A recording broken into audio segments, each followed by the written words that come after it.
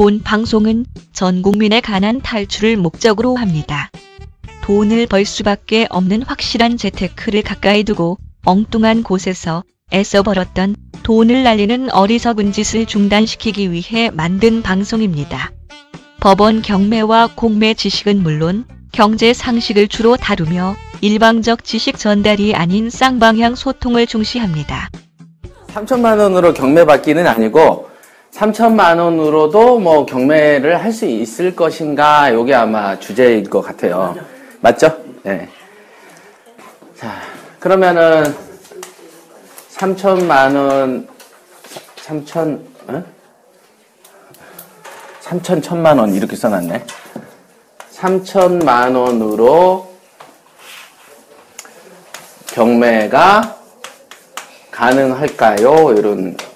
이런 주제였을 것 같습니다. 예. 그래서, 자, 그러면 여러분들한테 이제 물어볼 때 3천만 원으로 가능할 것 같아요? 어떨 것 같아요? 그럼 가능한 거네? 뭐하러 들으러 왔어? 응? 어떻게 해보셨는데? 네? 어떻게? 지금 경매 경험이 6번 있는데. 예. 제일 처음에 예. 제 돈 3천만 원이 들어가고 토탈은 사실 3천은 아니었던 거죠. 네. 대출을 받고 해서 빌라를 하나 받아서 네, 그렇게 한 경험이 있어요. 그 3천만 원. 제 돈이 3천만 원 들어간 거예요. 아, 들어가서. 나머지는 지렛대 효과라고 이제 대출을 이용했어요.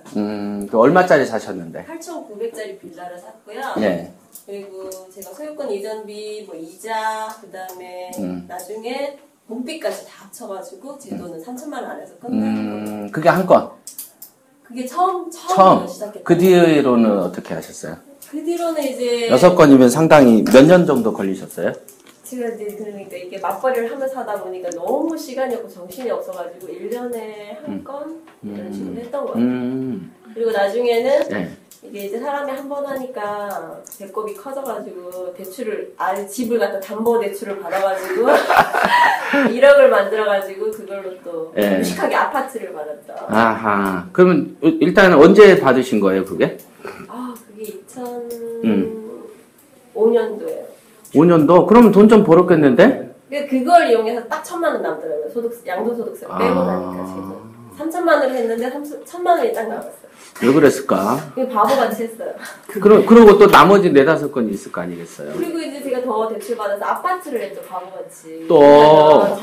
잘 팔고 싶어서 빨리 팔고 그러면은 2008년 이후도 있겠네요. 그렇죠, 계속 했죠. 그럼 2008년 이후는 손해본 건 없고. 제일 손해본 거는 정말 무식하게 제가 취등록세를 오피스텔을 하면 안 되는 이게 녹음되고 있는 거야? 오피스텔을 하는 바람에 예.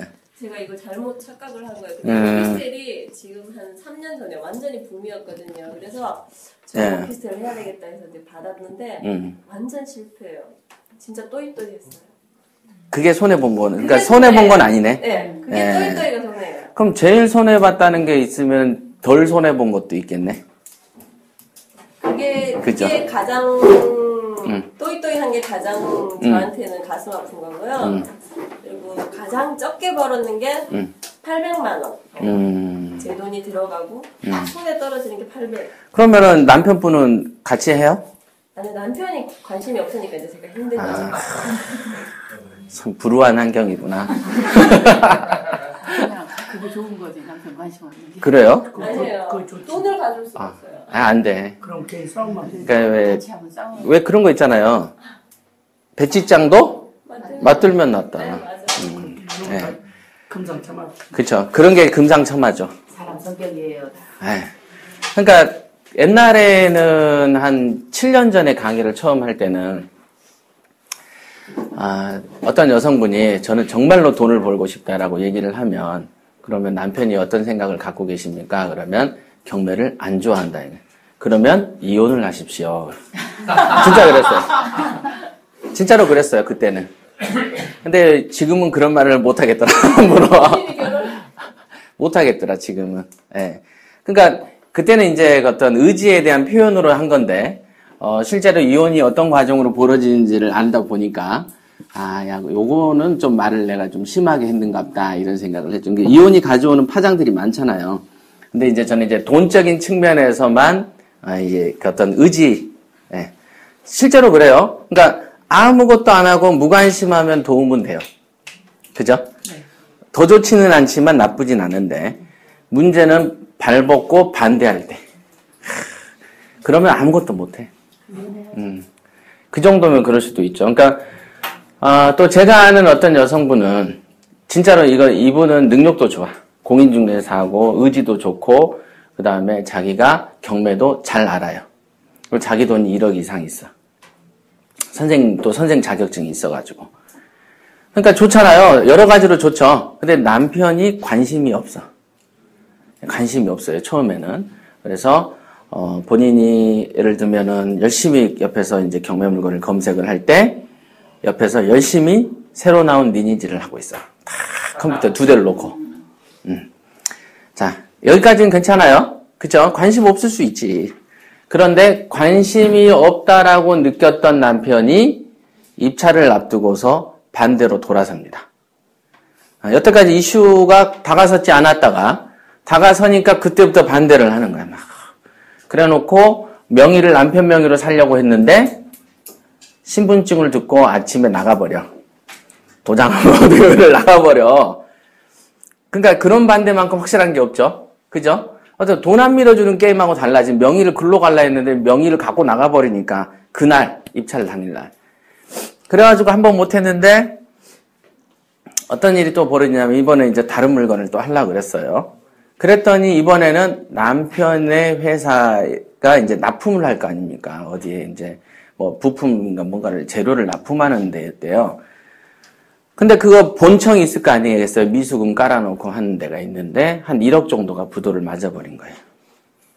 그러니까 여자한테 들고 있는 1억이 어디로 갈 것 같으세요? 남편 쪽으로 가는 거야. 그래서 경매하고 인연이 딱 끊겨버리더라고요. 그러니까 기술이 있어도 못하게 되는 인연이 된다니까요. 그거를 멀리서 봤을까요? 가까이서 봤을까요? 가까이에서 봤어. 그 전과정, 금방 말한 전과정이 2개월, 3개월 사이에 벌어진 거를 계속 들었고 봤어요. 근데 정말로 일이 갑자기 생겨요. 갑자기. 그런 일들이 생깁니다. 그래서 경매 같은 경우는 아무나 하는 게 아닌 게 분명해요. 네, 아무나 하는 게 아니야. 그러니까 잠깐은 할 수 있죠. 그죠? 우리가 그 육군사관학교나 뭐 이런 공사 같은 경우도 들어갈 수는 있어. 중간에 퇴학을 당할 수도 있다는 거죠. 그런 거. 그래서 제대로 채우고 졸업하는 사람 수가 좀 적죠. 그런 거라고 보면 돼요. 삼성도 그렇죠. 들어가면은 10년 안에 몇 %는 탈락. 예를 들면 10,000명을 뽑으면은 한 3, 4년 안에 대리나 5년 대리 달기 전에 거의 한 반수 이상이 다 사표내고 나옵니다. 그렇게 됩니다. 그런 내용 처음 들으신 분. 다 처음 듣는 눈빛이에요. 자, 그래서 자 경매 또 해보신 분 계시나요? 또 여기서?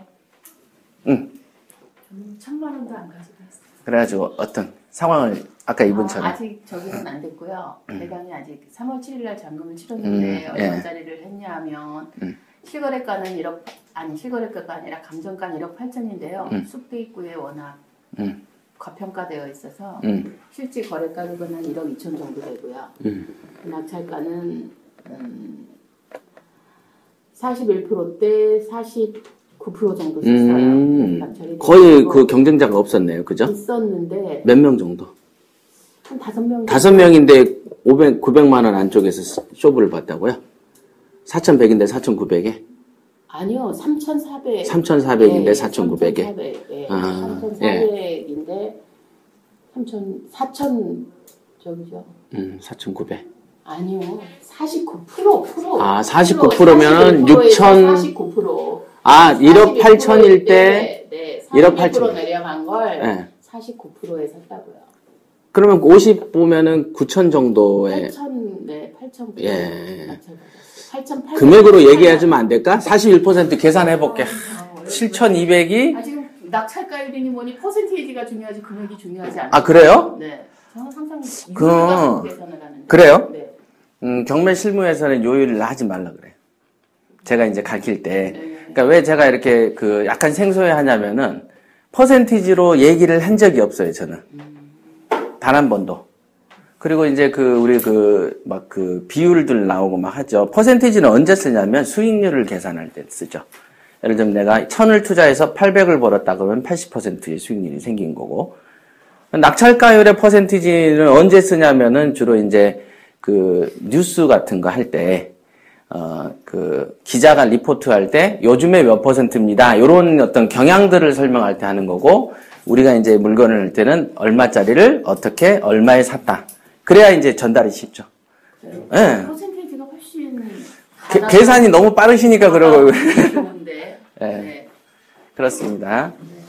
자, 또 다른 소액으로 한번 내가 경험이 있다. 소액. 경매 해보셨어요? 여기는 해봤잖아. 그냥 안 해보셨다. 자, 주제를 왜 3,000으로 정했는가가 궁금하시죠? 왜? 왜 정했을 것 같으세요? 여러분들 생각에? 거의 웬만한 빌라나 이런 거는 거의 3억 미만이니까 세금까지 포함해서 3천만 원이면 세금이랑 낙찰가 계약금은 될 것 같아요. 일단은 우리가 3,000이라고 하는 이유가 뭐냐면 일반인들이 대부분 물어볼 때 그렇게 얘기합니다. 얼마 정도 가지고 내가 경매할 수 있습니까? 이렇게 꼭 물어봐요. 그리고 저한테 이제 이메일로도 오면은 제가 지금 가진 돈이 2, 3천 밖에 없는데 저는 원래 안 될 줄 알았는데요. 방송에서 들어보니까 되는 것 같아서요. 정말로 되나요? 뭐 이런 질문들이 은근히 많습니다. 그리고 사실은 옛날 제가 경매를 처음 시작했을 때 3천도 되게 작은 돈이었었어요. 15년 전에서도 작은 돈이죠. 집 사고 팔기는 진짜 이건 너무 작은 돈이죠. 그죠? 그랜저 한 대 값 정도. 네, 그 정도. 그러면 그랜저를 타고 다니는 사람이 이 차 사는 돈 가지고 내가 뭔가 바뀌겠어라고 생각하는 건 너무 당연하죠. 술 한 6번 마시면 없어질 돈이잖아요. 그죠? 술 한 6번 정도 마시면 싹 없어질 것 같고, 제가 아는 누구도 한 달에 유흥비로 한 8,000씩 쓴다던데, 그런 거면 작은 돈인데. 자, 그러면 작은 돈을 가지고 내가 가능한가 보면은 가능하다는 데는 오일 가능성이 더 높죠. 그러니까 주제를 정했을 것이다. 그러면 문제는 3천만 원으로 경매가 가능한가가 아니고 여러분들이 더 궁금해하는 거는 3천만 원으로 경매를 해서 팔자가 고쳐지겠는가 이거잖아. 그치? 그게 원래 가장 궁금한 주제죠. 그게 가장 궁금한 주제죠. 그러니까 가능한가는 솔직히 이렇게 3천을 가지고 하는 사람은 되게 많아요, 사실은. 제 주변에도 많고, 지인들도 많고, 제가 옛날에 벌써 한 7년 전부터 썼던 방법이니까, 무슨 이게 비결도 아니고 아무것도 아니죠. 그러니까 할 수가 있어요. 그런데 요즘에 부동산 가격은 어때요? 옛날에 비하면 부동산 가격은 상당히 높죠? 전세 가격도 엄청나게 높다, 이게. 전세 가격도 높고 부동산도 솔직히 많이 올랐죠. 옛날에 비해서 진짜 많이 올랐어요. 네, 빨리 들어오시죠. 오래 서 있을수록 안 돼. 아무 데나 빈칸에 앉으세요. 여기도 비어 있는데. 이쪽으로 앉으시죠.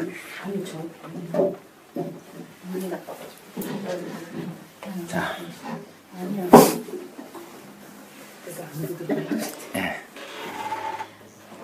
자, 그래서 여러 가지 면에서 비싸졌기 때문에 3천만 원이 갖는 돈의 가치는 옛날에 비해서 많이 떨어졌어요.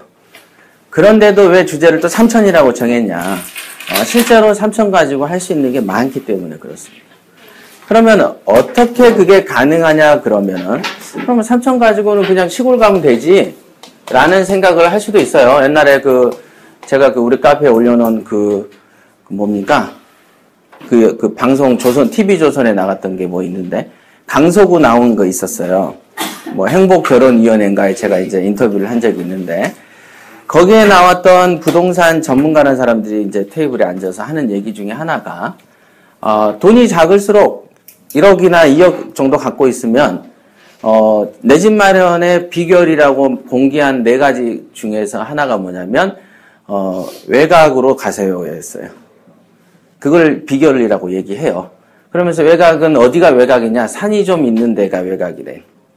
그걸 방송에서 막 떠드는 걸 보고, 야, 저 수준으로 가지고, 그건 누구나 할 수 있는 얘기죠. 돈이 더 없으면 섬으로 가면 돼. 되게 쉬워. 더 없으면 필리핀이나 베트남으로 가면 돼. 그런 류의 얘기는 그 전문가가 할 얘기는 아닌 것이죠. 그죠? 그런데 우리가 통상 이제 얘기를 들어보면 애나 지금이나 융자에 대해서 나쁜 견해들이 되게 많습니다. 그러니까 융자가 나쁘다, 융자를 끼면 안 된다라는 전제하에서 돈이 적은 사람이 내 집 마련하려면 나가야 돼. 그건 너무나 당연한 또 정답이죠. 그죠? 그런 거 너무 당연해. 그런데 사람들이 돈이 들고 힘들어도 중심 쪽으로 오려고 하는 이유는 뭡니까? 이유. 교육이잖아요. 자녀를 둔 분들은 교육 때문에 오고 문화 그런 거죠. 그다음 뭐 출근, 그죠? 직장을 내가 이쪽에 있으면 뭐 여러 가지 거를 감안해서 오지 사람이 자기 돈 쓰는 재미로 가운데 오진 않아요. 그러니까 그런 어떤 실질적인 어떤 그 환경을 도외시하면 안 되는 거죠. 내 집 마련은. 자, 그러면 이제 제가 주제로 정한 3천은 내 집 마련 용도는 아니에요. 경매라는 건 애초부터 내 집 마련 용도로 쓰는 게 아니다라는 게 저의 입장이죠. 경매는 전쟁터에서 통용되는 명검과 같다라고 제가 이제 그 부자 마인드 강의에서 했었죠. 네, 전쟁터에서 쓰는 거예요. 명검을 평상시 요리할 때 쓰는 놈은 없죠. 요리할 때 쓰는 놈 없어요. 큰 장수가 쓰는 검은 전쟁할 때 쓴다. 그러니까 전쟁이나 어떤 전투가 벌어지기 전에는 벽에 걸어놔. 그죠? 그리고 요리할 때는 부엌칼을 쓰는 거죠. 그런 이치다. 그럼 내 집 마련이 그러면 경매 용도로 맞느냐? 안 맞습니다. 경매는 부자가 되기 위해서 쓰는 칼입니다. 그거를 확실하게 아셔야 되는 거예요. 경매는 명검과 같죠. 그러면 돈이 작으면 어떻게 해야 될까요? 돈이 작은데 여러분들이 경매를 굳이 선택한 거는 나름 자기가 계산하고 있는 부자가 되기 위해서 하는 거죠. 그죠? 네. 목적을 이제 부자가 되기 위해서 해. 자, 그럼 돈이 작으면은데 부자가 될 확률이 높을까요? 돈이 많은데 부자가 될 확률이 높을까요? 많아야지. 너무 당연하죠. 여러분들한테 10,000원 주면서 옛날 군대에서 그러잖아요. 1,000원 주면서 야 이거 초코파이 한 상 더 사고 콜라도 하나 사오고 남은 거 있으면 너 해라. 그러잖아요. 그죠? 자, 일단 돈이 작으면 부자는 잘 안 되는 게 진리죠. 진리. 이게 자연 법칙입니다. 자연 법칙. 그죠? 이거는 사람의 힘으로 바꿀 수가 없습니다. 그러니까 자연스럽게 되는 돈이 작으면서 부자가 되려면 로또를 맞춰야 돼. 1,000원 투자해서 10억을 벌 수 있으니까. 맞죠? 그러니까 그런 거를 외에는 안 돼요. 이게 돈이 많아야 큰 돈을 번다. 이게 자연의 법칙이다. 근데 여러분이 돈이 적어. 그러니까 부자는 안 돼. 되게 쉽죠? 결론 내기가 쉬워요. 그러니까 돈이 여러분들한테 가지고 있는 게 적다. 그럼 나는 글렀나 보다. 이렇게 생각하시면 정답. 어때요? 안 돼? 그건 안 돼. 근데 그게 정답인 건 본인들이 다 안단 말이죠. 맞죠? 돈이 없는데 어떻게 돈을 벌어? 불가능하대. 그래서 돈이 없었는데 돈을 벌려는 사람이 만들어낸 게 뭐예요? 전자 복사기로 출력을 하잖아요. 화폐를 출력하잖아요. 돈이 없으니까 돈을 만들어야 돼. 자, 그래서 재테크로 생각한 게 범죄들을 생각하는 거 아니겠어요? 내가 아무리 봐도 돈은 땅을 우리가 흔히 말할 때 100m를 파봐라 돈이 나오나 그런다고요. 그래서 돈이라는 것은 안 생겨. 그러면 돈이 많아야 또 부자가 된대. 근데 난 돈이 적어. 그래서 선택하는 게 우리가 이제 도매시장이고 뭐 이런 거였죠. 그러니까 우리가 힘든 거보다는 자연스러운 데에서 돈이 생긴다는 걸 잊으시면 안 돼요. 자연스러움에서. 힘든 어떤 누군가가 법칙을 알려줘요. 그러면은 안 됩니다. 그거는. 자연스럽게 해법이 나와야 그게 무리가 없고 늙어서도 쓸 수가 있어. 그러니까 아까 그 자연스러운 법칙이 뭐였어요? 큰 돈이 큰 돈을 번다. 맞죠? 자, 큰 돈이 큰 돈을 버니까 자연스럽게 내가 작은 돈이면 큰 돈인 것처럼 보여줘야 되겠죠. 그게 뭐였습니까? 융자였다. 등치는 이만한데 실제는 이건 내 돈이고 나머지는 어때요? 융자죠. 그래서 내가 실제로는 3천이 들고 있어도 실제로는 융자를 받아서 1억인 것처럼 보일 수는 있겠죠. 자, 요런 게 경매에서 부자 되는 법입니다. 만약에 융자가 없었다면은 절대로 저도 여기까지 못 왔을 거예요. 절대로. 그러니까 제가 처음에 그 사람들 만나보면 사람들은 어떤 집은 우리 집은 카드도 안 써요. 뭐 되게 자랑스럽게 여기죠. 막 우리 집은 아버지 때부터요. 뭐 그 현금만 모아서 부자 됐지. 뭐 그걸로 우리는 융자도 없는 깨끗한 집이고 저 남편 집은 융자가 많아서 안 좋대. 뭐 이런 헛소리를 하기도 합니다. 근데 그런 사람들이 의외로 많아요. 되게 많아. 아마 여기에도 있을지도 몰라. 되게 그런 거죠. 일단은 여러분들이 오늘 배우실 강의의 해법을 찾으시려면 융자를 엄청나게 사랑하셔야 돼요. 진짜로. 그렇죠. 근데 이제 그럼 융자에 대한 이제 나쁜 경험들이 있으실 거 아니겠어요? 저희 집도 보면 IMF 때가 어땠습니까? 융자가 그때 막 20%, 24% 그랬습니다. 장난 아니죠? 1억 빌리면 월 200씩 내놔야 돼. 근데 IMF 때였어요. 그러니까 더 어려울 때 더 돈을 내놔야 돼. 그러니까 그때 경험이 있었어요. 그때 부동산이 폭락했었죠? 이자가 세니까 어떻게 됩니까? 낙찰이 경매가 나와도 낙찰도 누가 잘 안 해가. 폭락이 이루어지니까. 물건은 막 공급량은 늘죠. 수요는 없죠. 그러니까 이때 막 사면 대박이었죠. 이때가 여러분들의 인생에 어쩌보면 마지막의 기회였을지도 모르죠. 그죠? 왜 이래. 드라마는 처음에 위기를 고조하다가 탁 지금 고조 단계로 가고 있는 거예요. 그랬죠. 그래서 저는 이제 이때에도 겁없이 계속 했어요. 융자라는 거를 저는 돈이 작기 때문에 인생에 다른 길이 없이 나는 경매밖에 없었는데 경매를 하긴 해야 되는데 내 돈이 적으니 또 적은 돈으로는 돈을 벌 수가 없으니 융자는 껴야 되겠다. 그러면 끼려면은 많이 껴야 되겠죠. 그죠? 그래야지 한 건을 아는 게 아니고 여러 건을 할 수 있으니까. 그죠? 3천이 한 건에 들어갔지만 1,000만 원으로 3건을 나눌 수도 있는 거죠. 그죠? 그죠? 3천을 3개로 나눠서 3건을 살 수도 있는 것이다. 그런 생각을 그냥 다른 여유가 없었으니까. 여러분들이 그런 거 있잖아요. 집에 한 돈이 1억쯤 있으면 남의 집에 담을 넘을까를 고민하다가 넘을까 말까 고민을 하는 이유가 뭐예요? 굳이 내가 넘어서 얻는 이득보다는 날아갈 게 더 클 때 안 한단 말이에요, 사람은. 근데 내가 지금 내일 먹을 식량도 없어.